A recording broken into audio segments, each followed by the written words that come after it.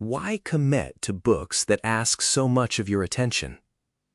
This piece from the American Scholar, published just last week, dives into a question many of us wrestle with. Why bother with difficult books? Naomi Kanakia's new book isn't about curriculum wars, but a gentle yet firm appeal to the common reader to engage with the great books. It's a thoughtful exploration of why committing to challenging, often older texts can cultivate a deeper understanding of ourselves and the world, even if it feels like hard work.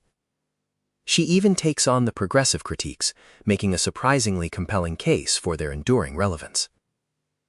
Written by Todd Shai in American Scholar, narrated for Arva. In defense of difficult reading, the tomes of the past cultivate the lost art of sustained attention. What's so great about the great books? Why you should read classic literature, even though it might destroy you, by Naomi Kanakia, Princeton University Press, 272 pages, $25.95. It would be tempting to put Naomi Kanakia's new book on the crowded shelf of recent works that have sought to defend the importance of a liberal arts education, particularly the humanities. Roosevelt Montas's Rescuing Socrates, 2021, is the most logical precursor to set it beside.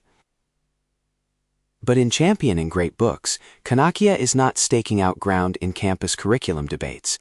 Instead, she addresses the lay reader, Virginia Woolf's common reader, the non-academic reader, who, like Kanakia, may have spent formative years reading science fiction or fantasy more than literary fiction or philosophy. A convert to the great books in her 20s, Kanakia wants the Gone Girl reader, her example, to at least consider moving on to Proust and Middlemarch. In What's So Great About the Great Books, she is trying to win converts, not slay opponents. Kanakia acknowledges up front that the category is not timeless and unobjectionable.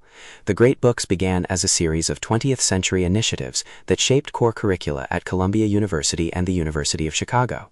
It led to the production of the influential Harvard Classic series, which launched Montas's own great books journey, and went on to inspire the new Lifetime Reading Plan, 1960, by Clifton Fadiman, whose revised version became Kanakia's own reading mapper.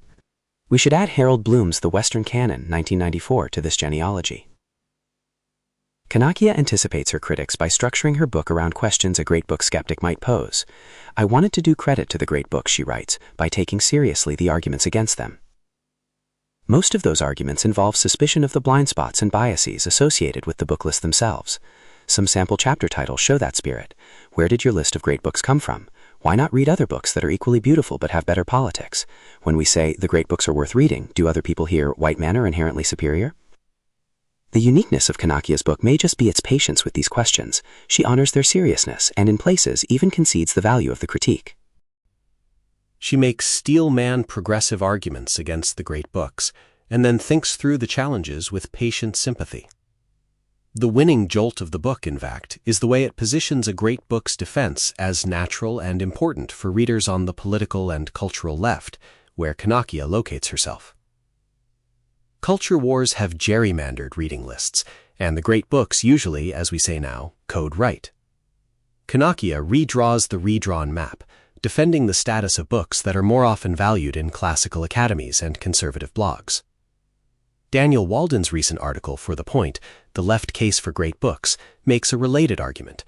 Maybe classic texts will slip partisan sorting after all. Maybe that's part of what makes them great books in the first place.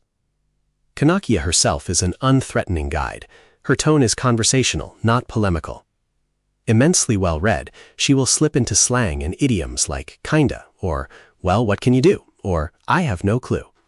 These choices feel like appeals to reluctant readers, attempts to show that loving the great books doesn't require academic jargon and specialist expertise. In Kanakia's view, reading classics is serious and life-giving, not technical and inaccessible, which doesn't mean it's not still enormously hard work. Everyone who's ever approached a difficult book has had the experience of not getting it at first, and then suddenly getting it, she writes. That experience is exactly why you read these books. Why move on from Gone Girl to War and Peace? It's not because Tolstoy is a better airplane or beach read. What is her argument then for committing to a project that will be long and arduous, for taking on a list of books even Kanakia, with her disciplined devotion, hasn't come close to finishing? Why, when life is busy and fraught, devote your leisure hours to long shelves of books selected by experts who assert they are classics? Kanakia contends that great books have earned their status because of their integrity. They are, she writes, unflinchingly honest. They have self-searching rigor, a certain seriousness and sensitivity. Reading them can cultivate the same in us. More refreshing and, for me, unexpected, is her insistence that our commitment to diversity should include the diversity of other times.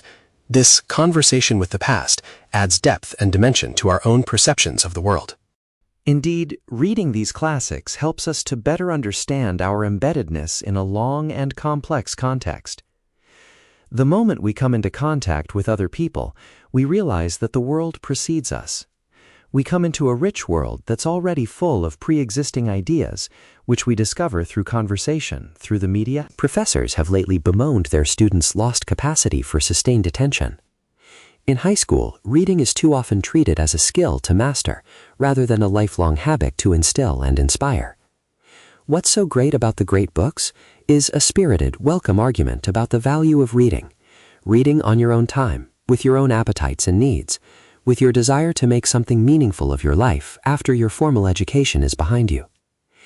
It is an appeal for reading whole books, challenging books, old books, books that have survived scrutiny and even contempt, books that affirm without simplifying, books Kanakia is willing to call great. Here is a defense of ideas of goodness that aren't pure preference, ideas of greatness that aren't punching bags for critique.